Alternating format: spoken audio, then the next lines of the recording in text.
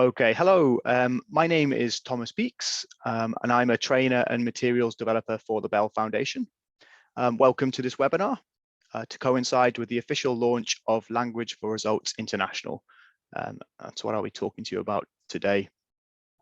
This is what we're going to cover. I'll try and keep it quite snappy, but it should last for around 40 minutes. And as you can see, the main purpose today is to share information and give you a better understanding of what we do and how it could help your EAL provision. If you have any questions during the webinar, feel free to post them in the chat box, and I will try and address them as I go along, or if not, I will leave them to the end and there'll be a space to answer questions then. Okay, so let's begin with a brief introduction to the Bell Foundation for those of you who may not know much about us. So the Bell Foundation is a charity which aims to overcome exclusion through language education by working with partners on innovation, research, training, and other practical interventions. The foundation aims to improve practice, policy, and systems for children, young people, adults, and communities with English as an additional language within the UK. And the foundation was set up in 2011, relatively recently actually, and it's quickly become established as one of the sort of go-to places for EAL support, expertise, and resources in the UK. And I think that's especially due to the EAL assessment framework that the foundation created in 2017, and that's become quite widespread in UK schools.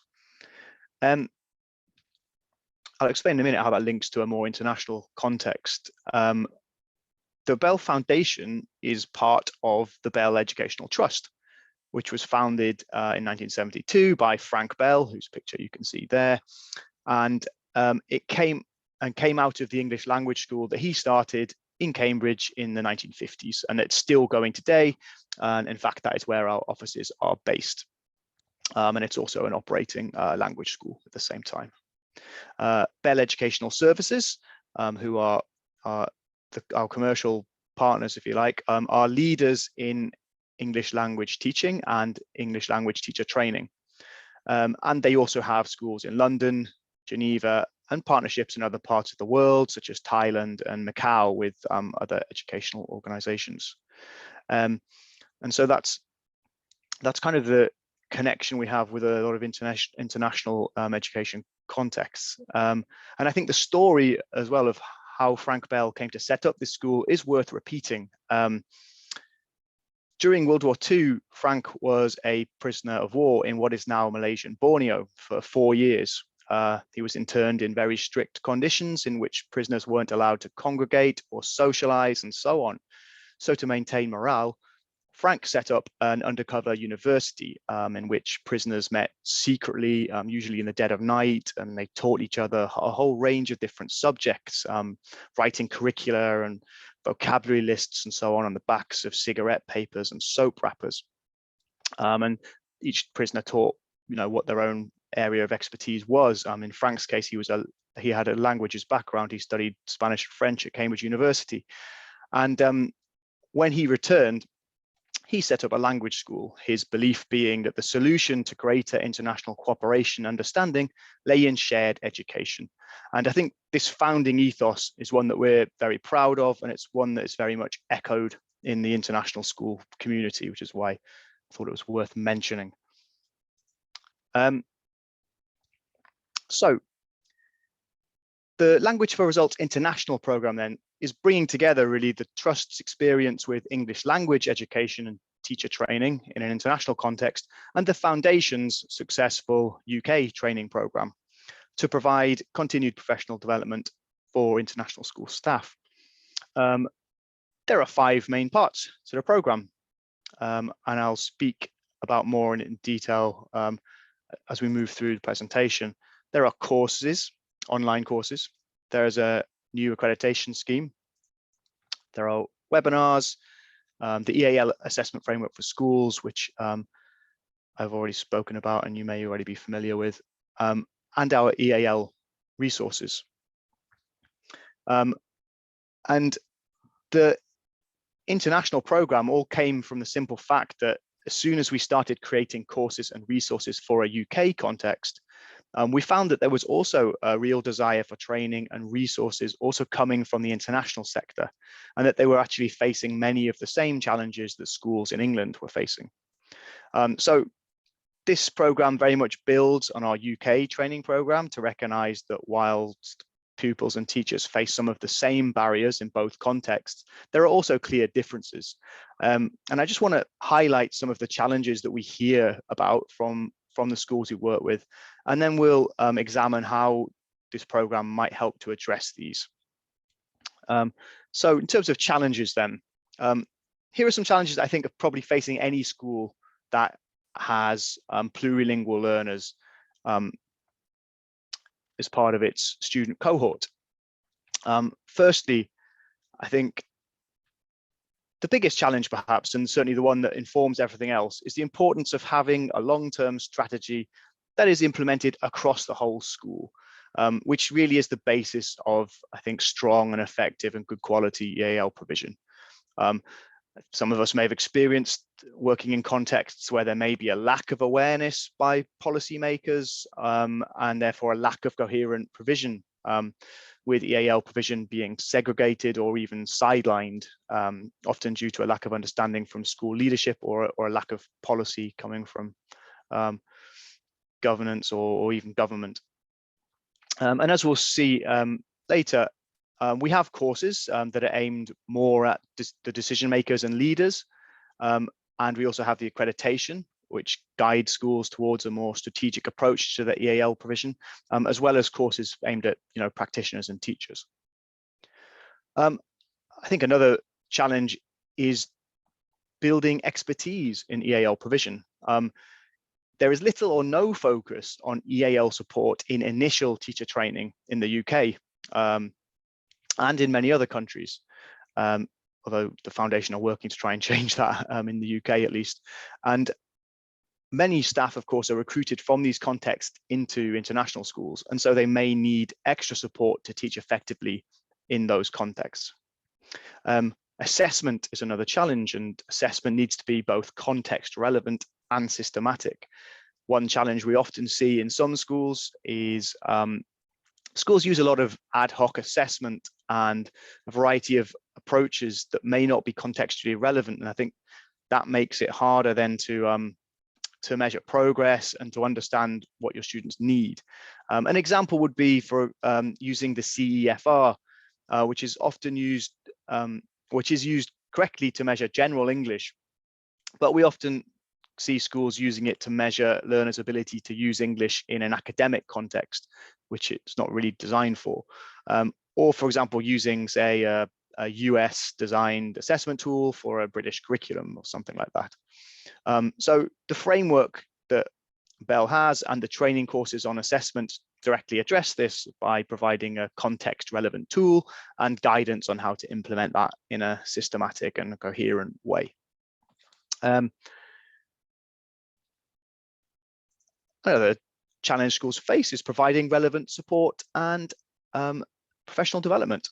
So within schools, as we know, there's sometimes not enough training and support for staff who work with learners who use EAL. And again, in the UK, what we see is, for example, EAL is often bundled in with special educational needs, and teachers may bring those ideas and expectations with them when they're recruited from that context.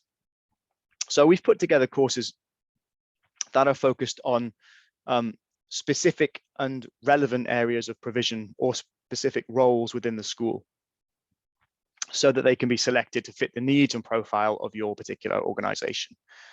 For example, we have specific courses for EAL coordinators or for teaching assistants, and I'll talk more about that in a moment. And overall, our aim has been to address these challenges in the course content and our course design. I think it's also worth mentioning there are also challenges more specific to the international context and international schools. These are things like higher staff turnover, and therefore potentially a greater need for more kind of agile CPD.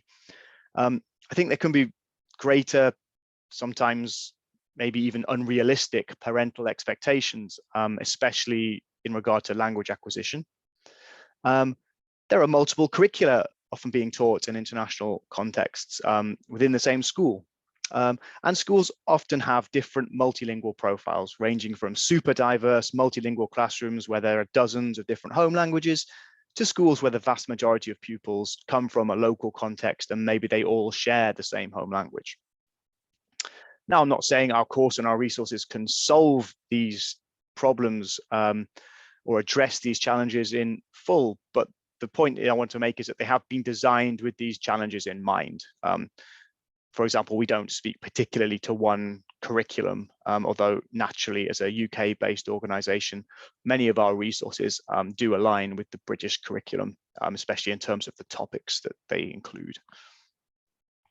Okay, in the next section then, I'd like to tell you a little bit more about our online courses.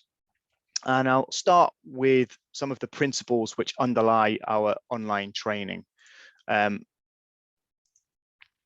So the design of our training is informed by current research on EAL and approaches to the education of EAL students. And it's underpinned by the evidence-informed principles of digital learning and impactful continuing professional development for teachers and for school staff. Our courses offer practical, transferable strategies, ranging from basic communication skills for all school staff to targeted adaptive teaching techniques for EAL pupils. And we have a range of ready-made resources and templates and so on that can be used and embedded in everyday practice. Our courses are designed for impact, and we try to offer participants sufficient opportunities to familiarize themselves with, analyze, and evaluate the strategies, techniques, and resources which we present. And we also make sure that our courses are as flexible as possible. So again, this allows participants flexibility in terms of when they work through the course content. And importantly, I think this links to the impact section. It allows participants plenty of time to engage with the course content and think about it more critically, and importantly, actually apply or adapt the ideas that we're giving them to their own context. And we have tasks that facilitate that. And I think the last point that informs all our training is that we understand that every school has a different approach to CPD and different CPD needs among their staff. So the courses are meant to complement what already exists for school staff, and critically to work across the whole school, not just focusing on EAL teachers or EAL specialists. So as I mentioned before, we have courses aimed at different roles, including teachers, teaching assistants, EAL specialists, and school leaders. Okay. This is what the course looks like to give you a bit more of a sort of concrete idea of what it looks like. So for all our online courses, we use Moodle. It looks something like this. It's a very commonly used virtual learning platform, similar to things like Blackboard and Canvas, if you've used those. And it's pretty straightforward to use. And each course is e-moderated by at least one experienced tutor. It's not a recorded course. I think it's important to point out it is live and there is interaction built in.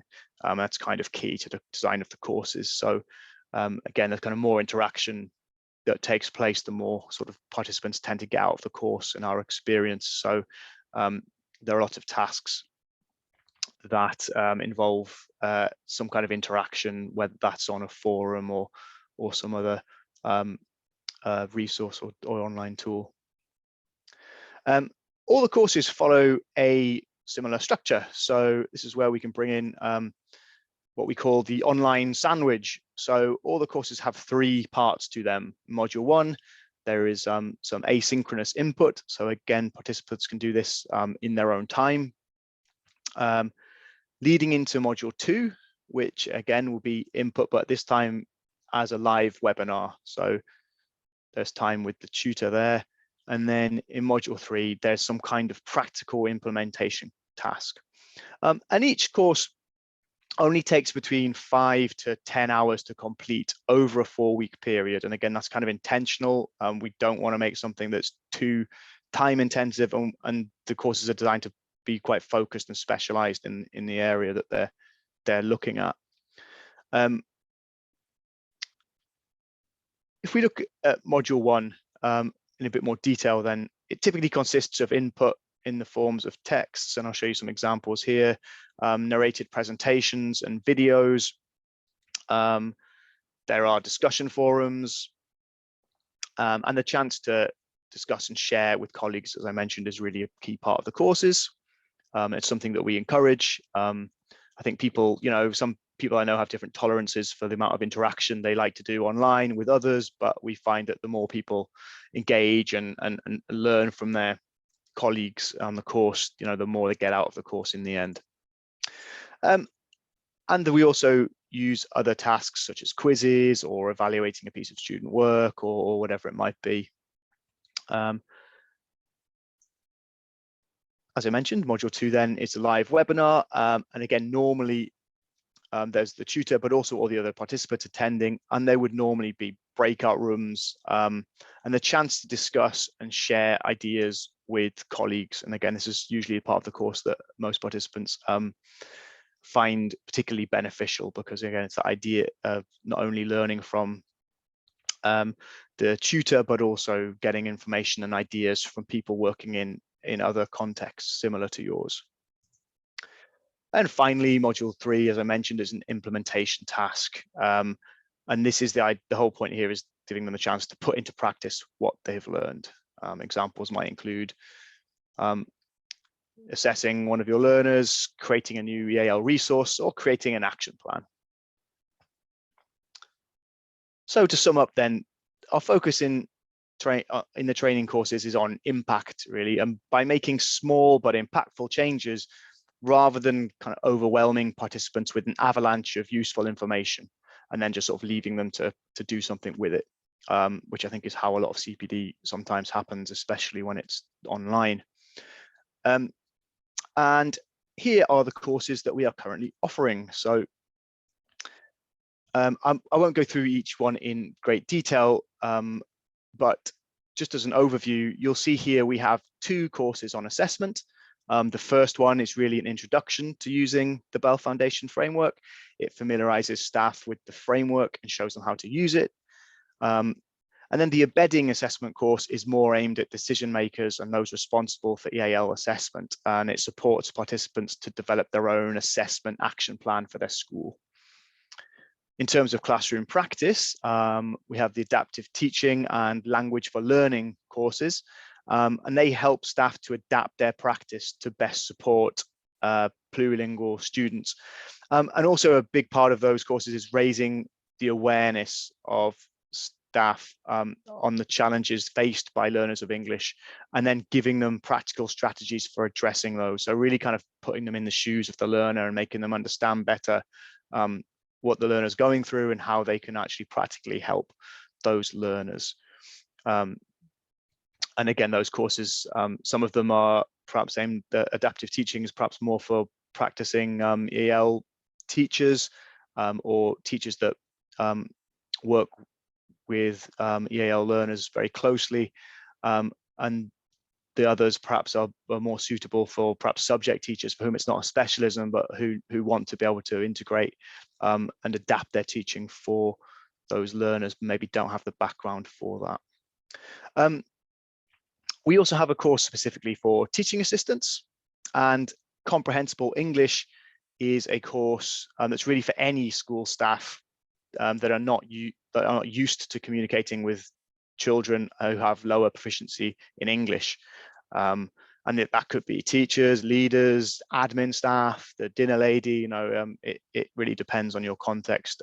It might often be staff who've recently arrived and aren't used to working in an international context.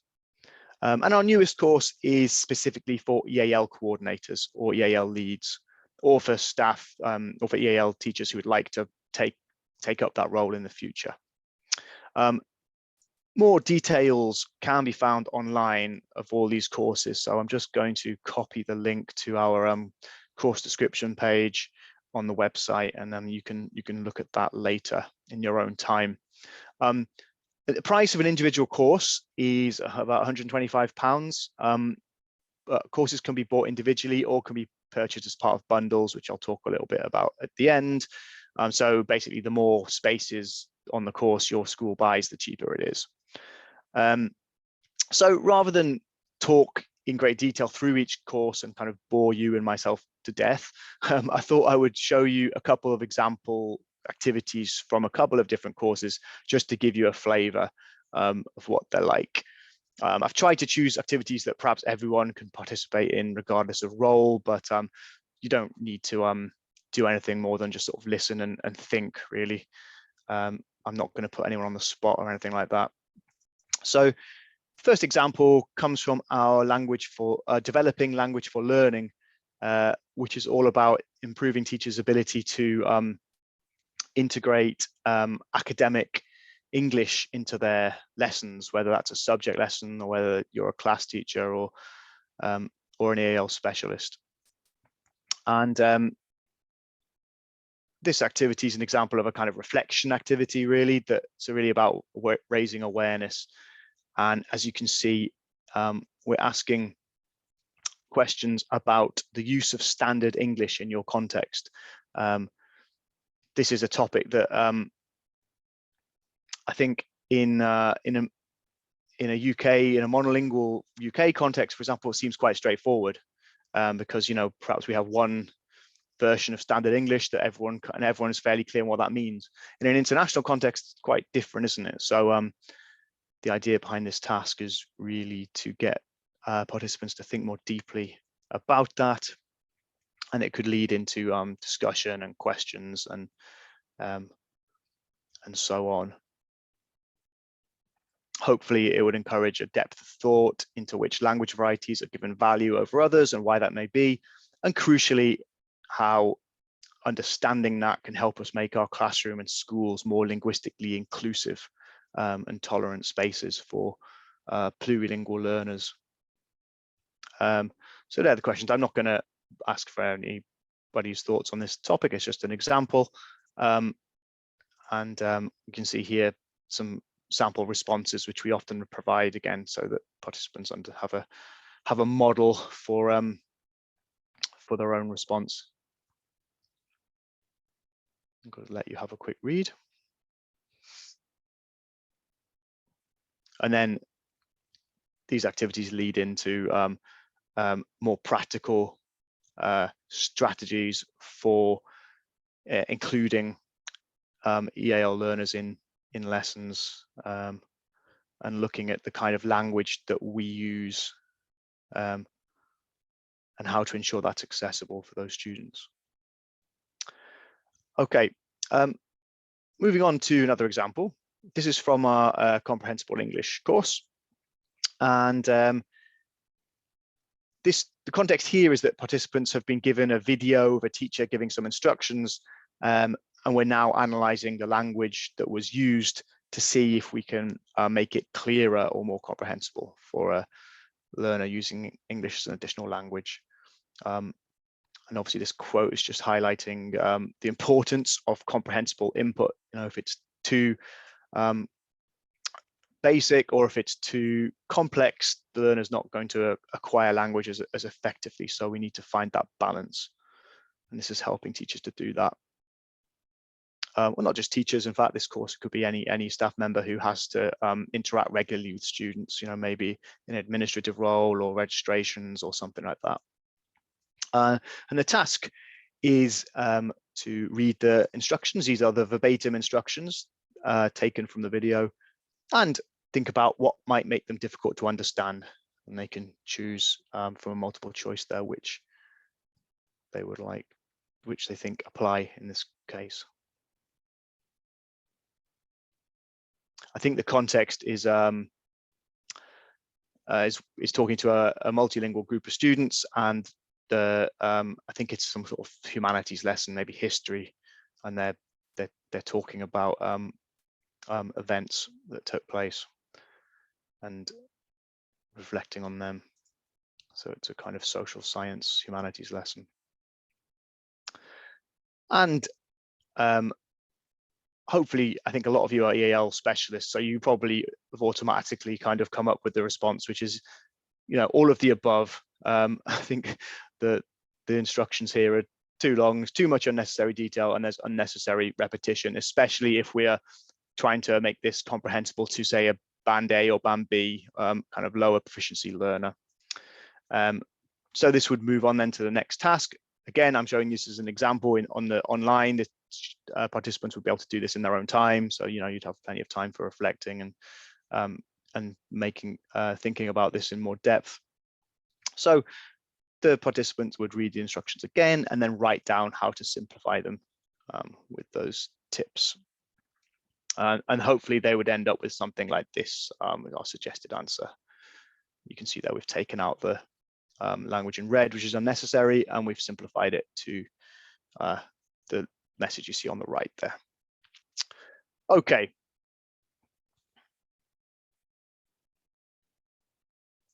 Let's move forward and discuss how we envisage these courses being used in a practical context. So to get the most out of the online courses, I think we envisage these being designed as a supplement rather than as a replacement for any ongoing CPD, because I say they're quite short, these courses. They can be fitted in quite flexibly. And the idea is that they can fill gaps where there are particular needs. I think new teacher induction, these kind of courses could be very helpful. Again, there's quite often a higher turnover of staff in international schools, and staff may arrive from their country of origin with limited international experience. The focused nature of these courses, I think, means that you can hopefully deepen staff expertise in a more targeted way, particularly in situations where it may not be feasible or desirable for staff to do, say, like an in-depth 50-hour specialist course. And we also envisaged that the courses are aimed at different roles within the staff body. Therefore, we've learned from experience that the most successful schools provide EAL support across their entire staff, and that expertise can't really just be wielded by one or two experts in your EAL team. So it's a way of broadening out that expertise across the school staff. And if you want to know what we're doing this year and next year, here's a list of the courses that are running, and I'm just going to provide you with the link for that in the chat.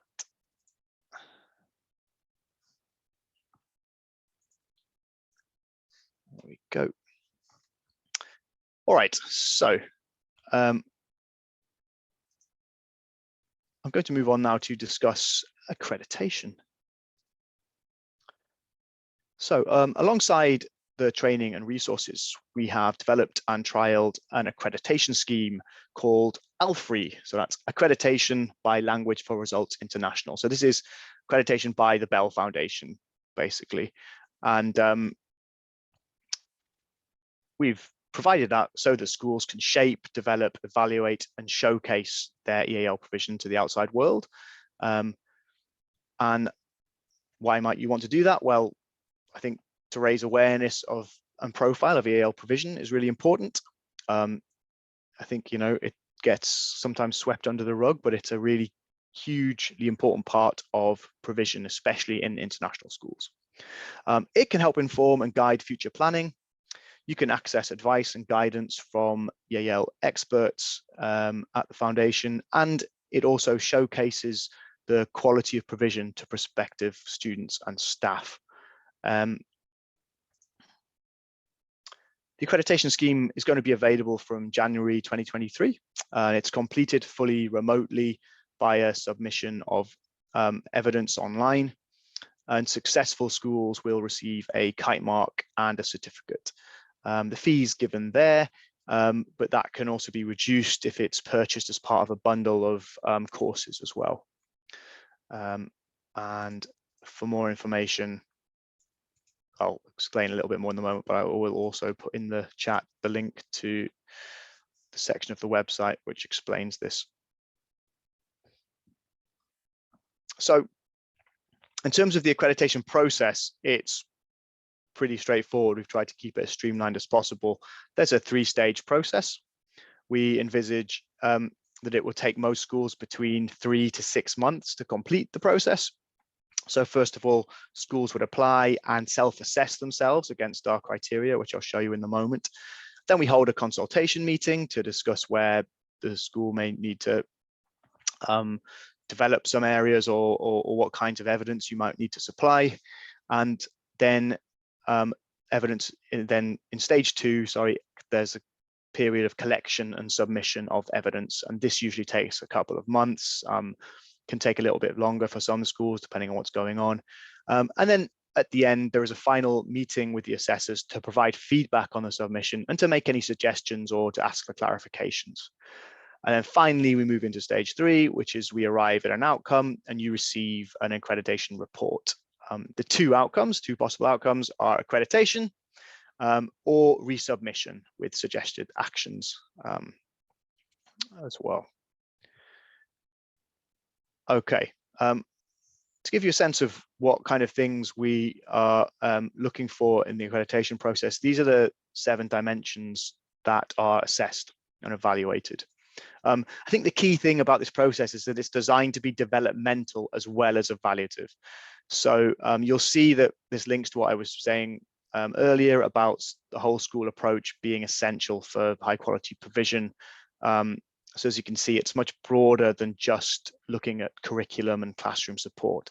It also looks at areas like school ethos and culture, governance and policy, staff development, assessment, and student achievement.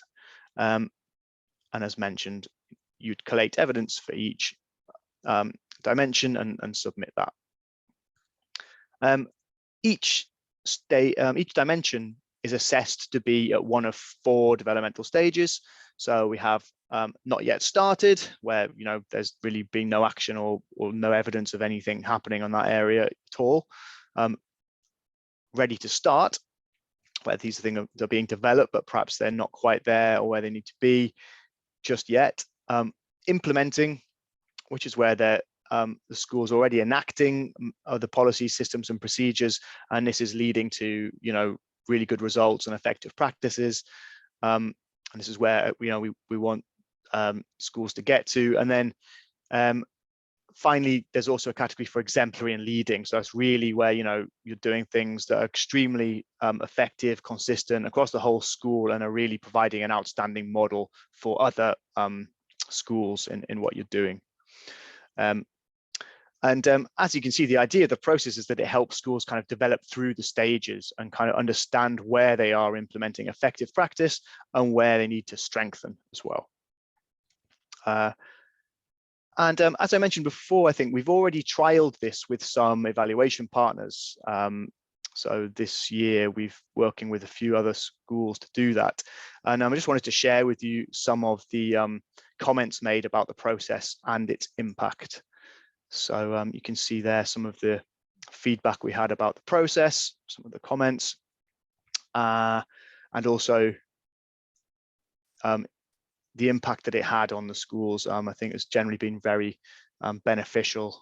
And we were really pleased to see that, because we designed this to be a sort of developmental process, and hopefully for it to be a form of professional development in its own right, not just a box ticking exercise. I'd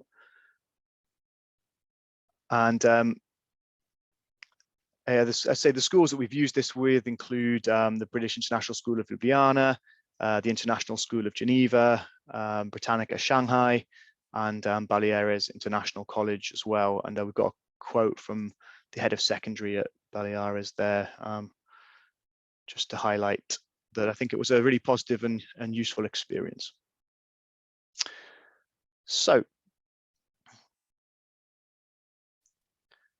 in terms of purchasing options then for courses and for the accreditation, I think I mentioned the individual price, but as you can see here, there's also sort of discounts depending on the number of courses that you purchase. And what we offer is kind of bundles. So you could purchase 3-course bundle, which means that staff would do 3 courses, complete 3 courses with us during 12 months. And you can choose which 3 courses you want those to be and out of the ones that we're offering. So again, you can tailor that to where you need to kind of focus your training.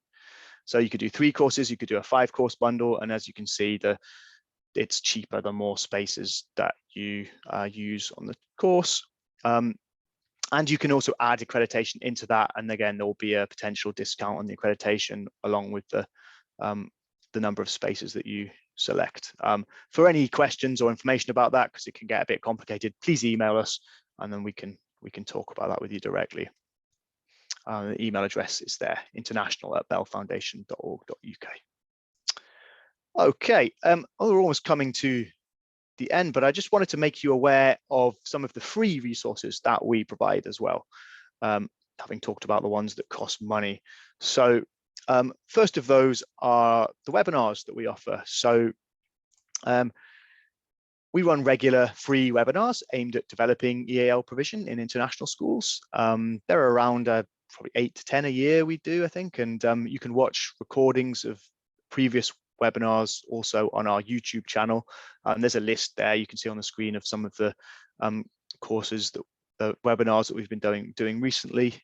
And on the screen also you can see an example of one I would particularly recommend, which was delivered for us, I think, back in March by Eowyn Crisfield, who many of you may know, but she's an expert on multilingual pedagogy and international education. And she gave a talk on multilingual pedagogies and making the most of our students' linguistic repertoires to support learning. So very much talking about translanguaging really, and how to make that a reality in the classroom, what it actually looks like. Yeah, I'm going to share with you in the chat the link to our YouTube page. In case you I'll put the email up again at the end so you can see it. Yeah, so we have a couple of webinars coming up, which I just want to show you as well. So they are on developing the language skills of advanced English language learners. This follows on for a webinar I gave earlier this year, which was about using the assessment framework with more advanced English language learners. It's kind of a follow-up to that, really. So after we've assessed them, what kind of strategies can we use? So it's going to be quite a practical one, that. So yeah, it'd be great if people would like to join us for that one. And lastly, I'd like to make you aware of some of the other free resources, which again, many of you may be aware of. If you go onto our website, you'll need to register to access these, but otherwise they're completely free to access. Sort of perhaps the most important one, which you may already be aware of, is the EAL assessment framework for schools. And there are also lots of videos and things on the website which tell you how to use that. You can also download a guide for international users, so how to apply that to a international context, given that it was designed specifically for the UK. And we have over 150 different teaching materials that you can get as well. Many of them are connected to the British national curriculum, so it's particularly good if you're working with GCSE and A levels and things like that in your school. But a lot of the content is applicable to more generic subjects as well. It's not necessarily connected to a curricula in particular. And we have the great ideas pages as well, which again, I know a lot of practitioners find really useful, which kind of just give an overview of key strategies and ideas. I can, again, I'll copy a couple of those, put them in the chat for you, in case you, but as I said, you will need to register if you haven't already to actually download any resources. Okay. And if you want to be kept updated, please join our mailing list, and you can contact us, and I will share that in the chat as well. If you want to contact us and get on our mailing list, you can also just go on the website and there's a contact us form there. Okay, I think that's everything from me. There again is our email address if you have any specific questions. If anyone does have any questions, please pop them in the chat now, and I'll do my best to answer them. I'll give you a few seconds to do that.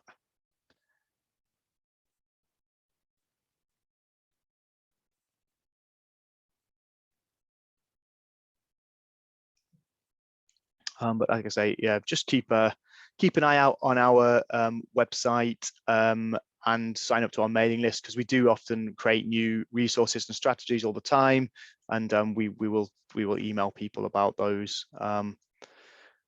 Yeah, keep posted, because we're kind of, as an organization, growing all the time and producing new things all the time. Okay, well, it seems like there aren't really any questions, so thanks very much everyone for your time today. Yeah,